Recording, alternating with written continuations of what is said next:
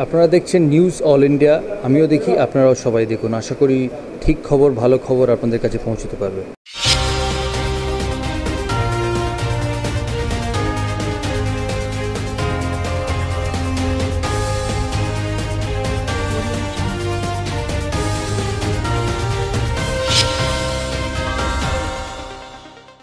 নমস্কার, নিউজিল্যান্ডের পর্দায় আপনাদের স্বাগত। আপনাদের সঙ্গে আমি অর্পিতা। শুরু করছি আজকের বিস্তারিত খবর। আজ নবান্নের সাংবাদিক বৈঠকে ওষুধের দাম বাড়া নিয়ে এলাকায় এলাকায় ব্লকে ব্লকে হবে মিছিল মিটিং, এমনটাই জানান নবান্নে মুখ্যমন্ত্রী মমতা বন্দ্যোপাধ্যায়।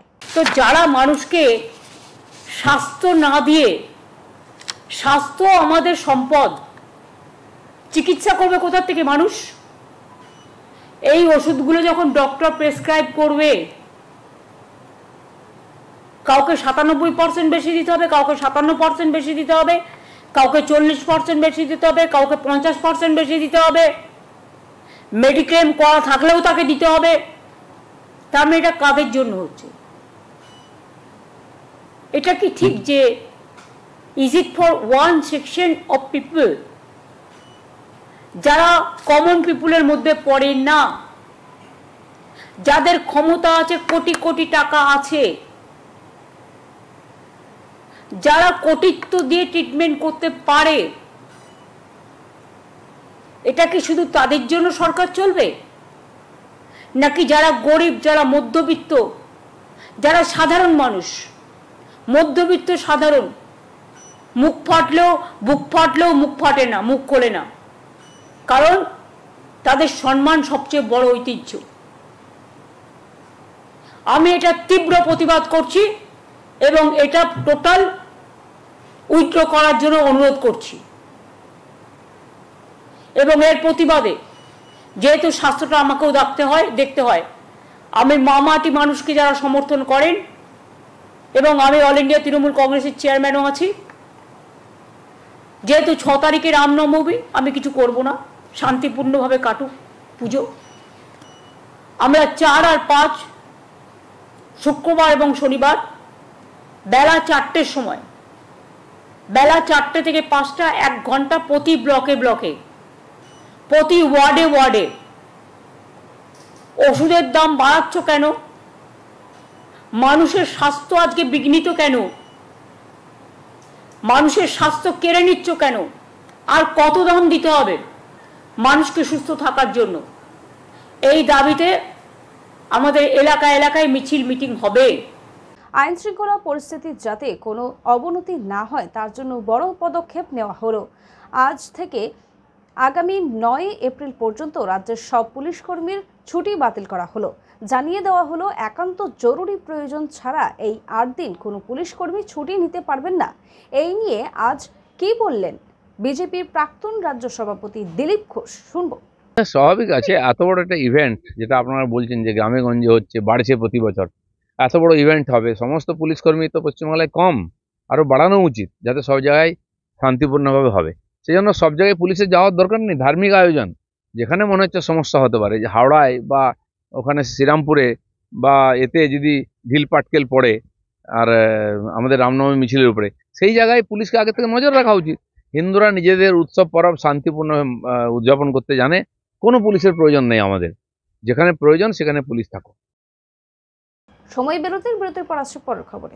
সুলভ মূল্যে বাড়ি বানাতে চান? এখানে সুলভ মূল্যে ইট, বালি, সিমেন্ট, লোহা সবই পাওয়া যায়। তাহলে দেরি কিসের? আজই চলে আসুন মা রূপসী এন্টারপ্রাইজে। মা রূপসী এন্টারপ্রাইজ ঠিকানা। ফেরলাম বিরতির পর আসছে এবারে বিস্তারিত খবরে। গতকালই সোশ্যাল মিডিয়ায় পোস্ট করে দলের সব পদ ছাড়লেন কুমারগ্রামের বিজেপি বিধায়ক মনোজ কুমার ওরাও। আজ এই নিয়ে কি প্রতিক্রিয়া দিলেন দিলীপ ঘোষ, শুনবো। ঠিক আছে, যারা নেতা থাকে বা যাদের নেতা বলে স্বীকৃতি দেয় পার্টি, তারা তো সামনে থাকে, কিন্তু তারা নেতা হয় কি করে? মনোজের মতো এরকম যারা নিষ্ঠাবান কর্মী, হাজার হাজার লক্ষ লক্ষ, সবাই তো দেখেন, তারা লড়াই করছেন বলে আমরা নেতা আছি। নেতা পার্টি বানিয়েছে আমাদেরকে। আমি তো নিজেকে কর্মী ভাবি। যদি কোথাও সমস্যা থাকে, আমি জানি ওকে ব্যক্তিগত, খুব পুরনো কর্মী, লড়াকু আছে, তো তার সঙ্গে কথা বলা উচিত যারা দায়িত্বে আছেন। আমি কথা বলতে রাজি আছি, কারণ আমি তাকে হাত ধরে পার্টিতে নিয়ে এসেছি।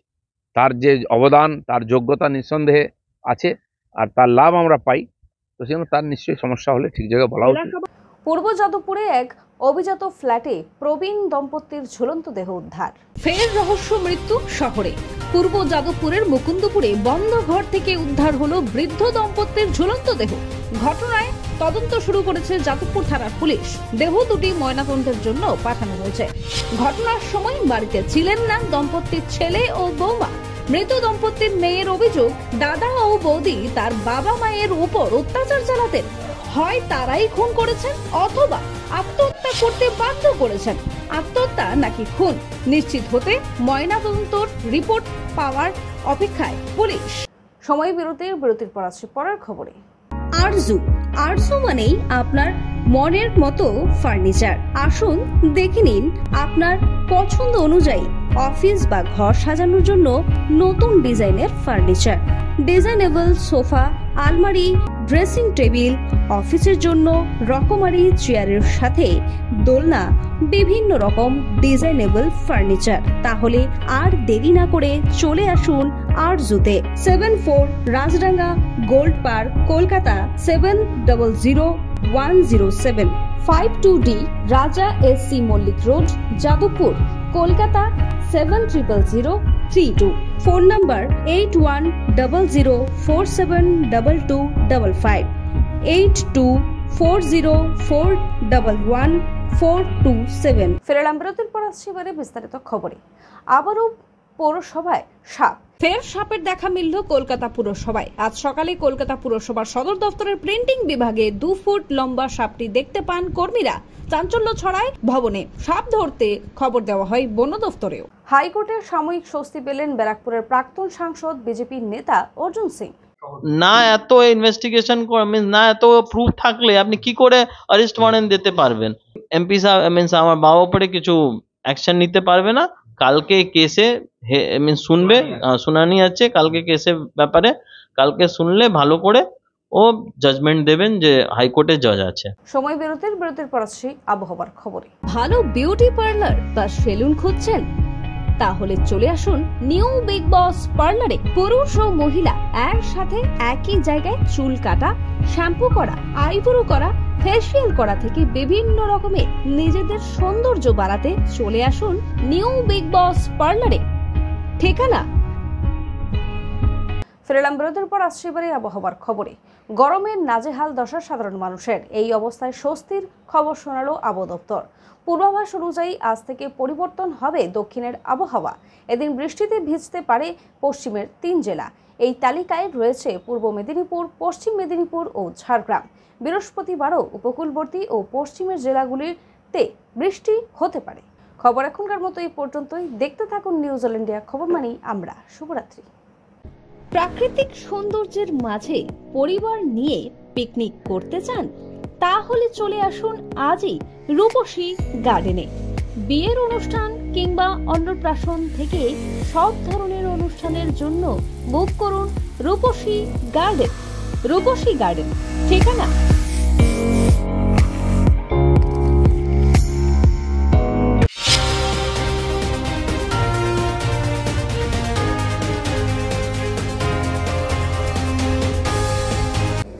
হাই, আমি সোনালী চৌধুরী।